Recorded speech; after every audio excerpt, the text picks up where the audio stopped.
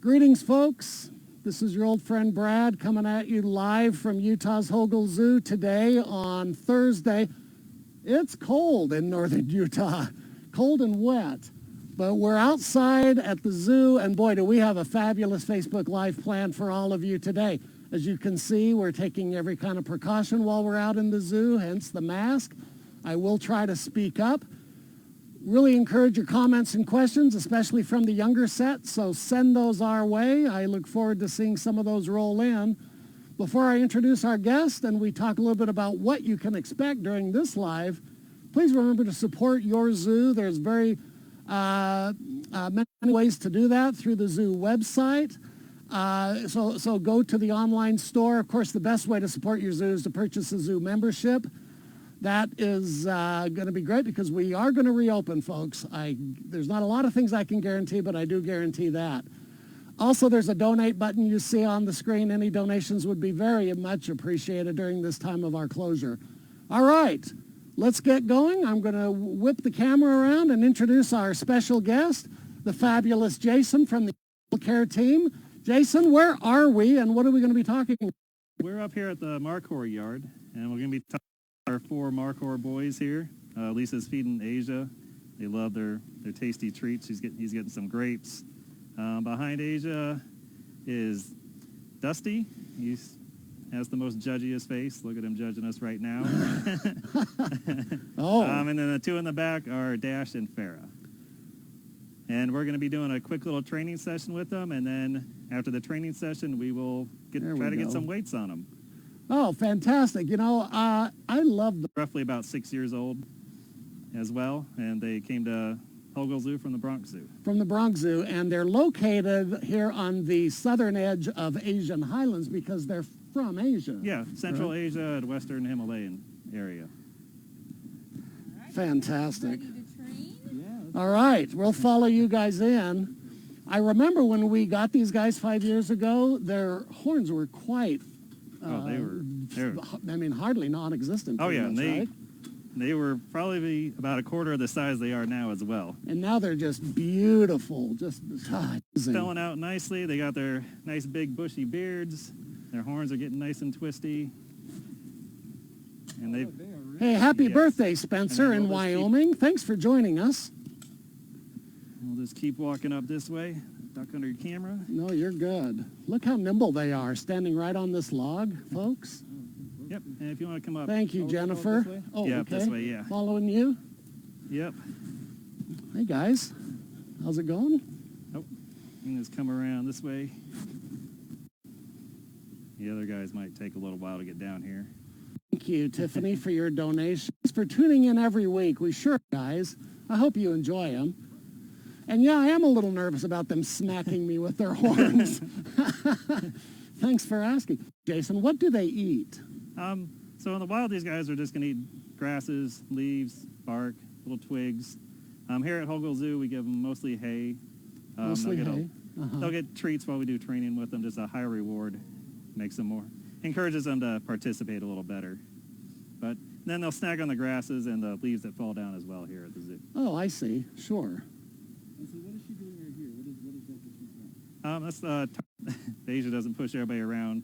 She can target them pretty much wherever they need to go or we want them to go. And then the little shapes on the ground are their stations. So as you can see, Dash here staying on his station. Asia's up there on his station.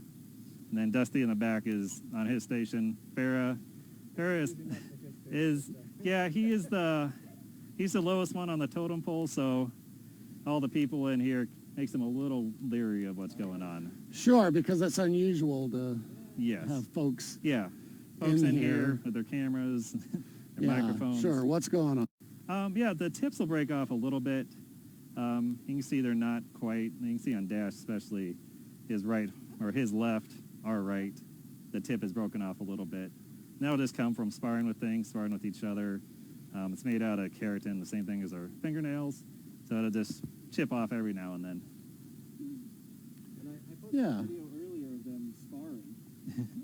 Does that happen often? Is that a seasonal thing? How often do you see them doing that? Normally it's a seasonal thing. When they're getting ready to breed, the males will fight for the female herds to do breeding. Here, since they're all boys, they'll just get playful and they'll just spar with each other every now and then. I see. Oh, Farrah came over by his station now. Yeah. Oh, I'm loving all these heart signs and thumbs up, you guys. Thanks so much. No, these guys are some of my favorite animals for sure.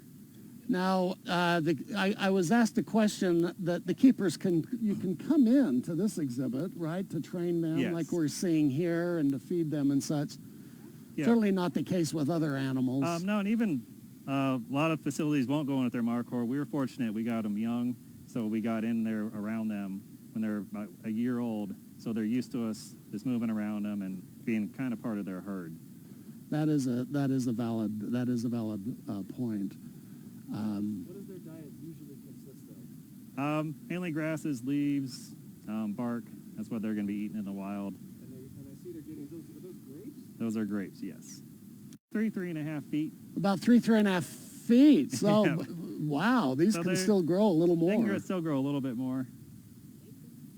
And how fast can they run? That's a question from Maggie. Thank you, Maggie. I'm not really sure. I would say at least 30 miles an hour. At least well, that's getting up These there. guys can get moving pretty good when something spooks them. Now, That's as fast as I can run. That's great. And it's, oh, you're pretty quick. You have some gold medals. now are these guys related? Then that was a question. They're probably by the same father, but they all probably have different mothers. That's usually how herds work. Herds work is they'll I have see. one dog. I see. Okay, why don't you, Jason, let us know their names again? Okay. You mentioned it early on, Yes. but And the camera. And the camera. yeah. So the one with Lisa Okay. is Dash. Dash. He's probably the friendliest one, most easygoing one. And the one back there that's going to is Asia. He's the most dominant one. Asia back there. Yeah, he I can be a see, jerk right sometimes, there. kind of pushy. He's king of the hill right now. Yes.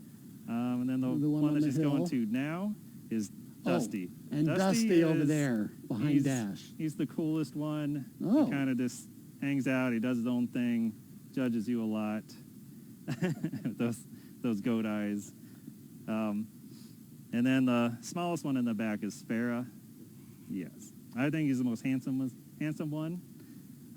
But he is the least dominant one, so he gets pushed around a lot by the others. Yeah, Julie, thank you for that. Just when you think you've seen all of Asian Highlands, folks, don't forget to come up that south pathway. That's where these guys are located in their exhibit. So he's eyeballing me. So, Asian Highlands is more than just about the big cats. Yep. So what's curious about lifespan in the wild versus under human care? What's the difference between them? You know? Most zoo animals are going to live longer, just better diet, better health care. In the wild, though, these guys are averaging 10 to 13 years. In zoos, it'll be in that in maybe 15, 16 years. Jill, they're about 5 years old. And who's the oldest one? You said they're all probably from the same. Yeah, Asia is the oldest one, Okay. and they're only by a few months. Hey, Lisa, Amy the volunteer said And we'll go down here. Lisa's getting ready to they are try to get them beautiful, on the Becky. platform scale. Okay, let's go down, but this is a real treat, folks, to watch them get weighed. Testament to the hard work our keepers put in every day working with not just the Markhor, but really all of our animals. Maybe. It never ceases to amaze me what you're able to have them do with their training and such. And Yeah, and And someone's curious about the difference between the males and the females. Do they have different colorations?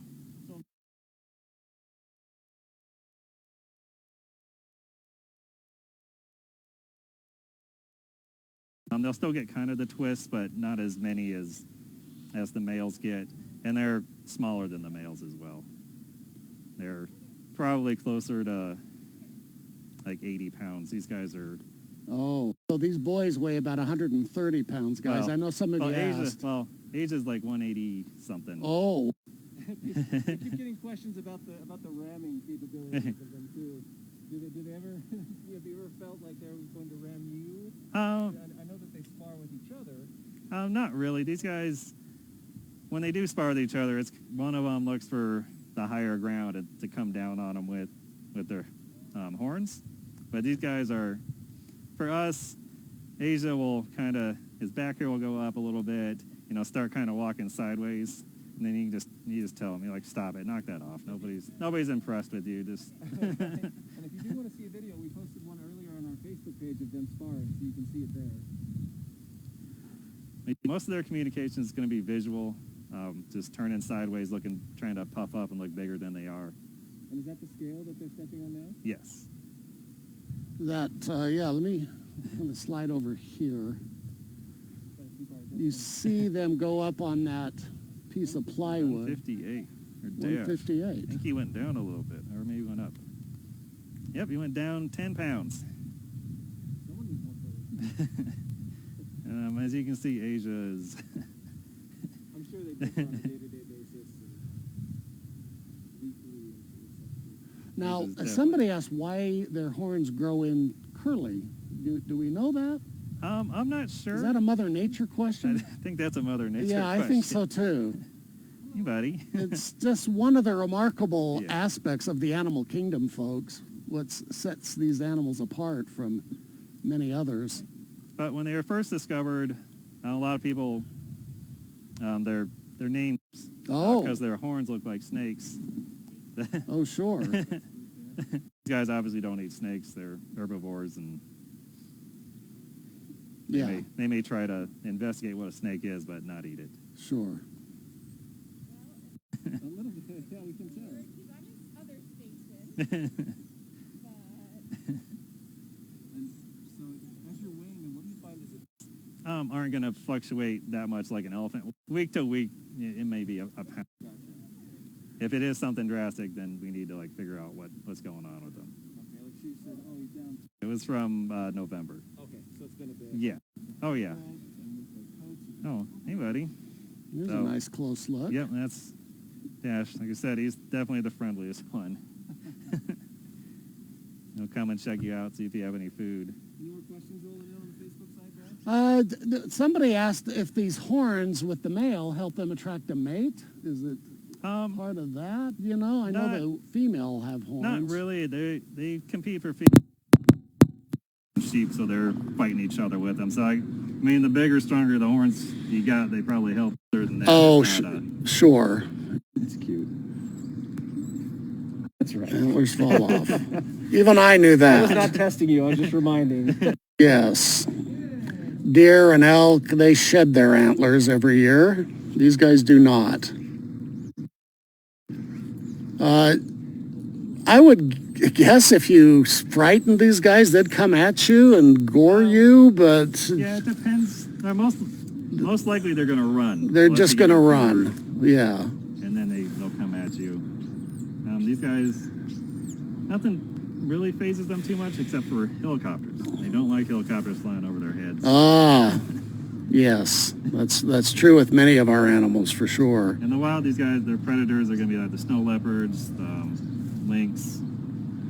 So they live at higher altitudes in Asia, yeah? Yeah, so in the summertime they'll be up at a higher elevation, and once winter rolls in, they'll come down to the lower Oh, sure. areas. Mhm. Someone's Okay. curious about their rock climbing capabilities. These guys are great rock climbers. They'll see them on our rocks just bouncing around all over them. They can bounce off the walls. So they're pretty agile. Their hooves are kind of soft as well to help grip in snow and ice.